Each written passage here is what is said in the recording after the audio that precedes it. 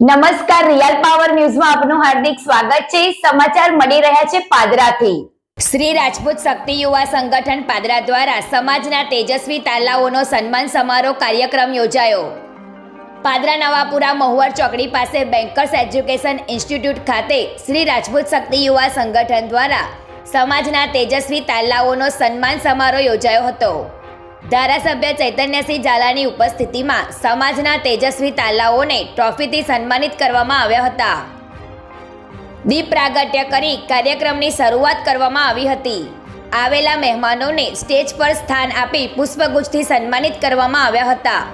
સાથે જ આ કાર્યક્રમમાં યોગદાન ફાળો આપનાર મહાનુભાવોનું પણ પુષ્પગુચ્છ આપી સન્માન કરવામાં આવ્યું હતું। કાર્યક્રમમાં પાદરાના ધારાસભ્ય ચૈતન્યસિંહ ઝાલા બાપુ તેમજ રાજપૂત સમાજના અગ્રણીઓ, રાજકીય અને સામાજિક આગેવાનોની ખાસ ઉપસ્થિતિમાં ધોરણ 10 અને 12ના તમામ વિદ્યાર્થીઓને ટ્રોફી તથા સન્માનપત્રોથી સન્માનિત કરવામાં આવ્યા હતા।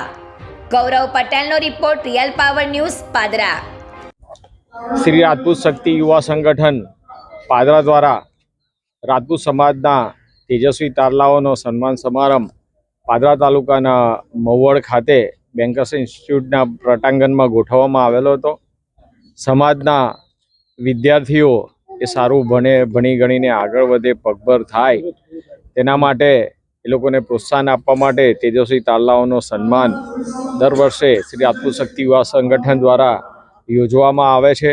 સાથે સાથે તેઓને રાહત દરે નોટબુકોનું પણ વિતરણ કરવામાં આવે છે, જેથી કરીને સમાજના દીકરા દીકરી કે જેઓ સારું ભણી શકે, તેઓને પ્રોત્સાહન મળી શકે, તે માટેનું આયોજન દર વર્ષે શ્રી રાજપૂત શક્તિ યુવા સંગઠન દ્વારા કરવામાં આવે છે।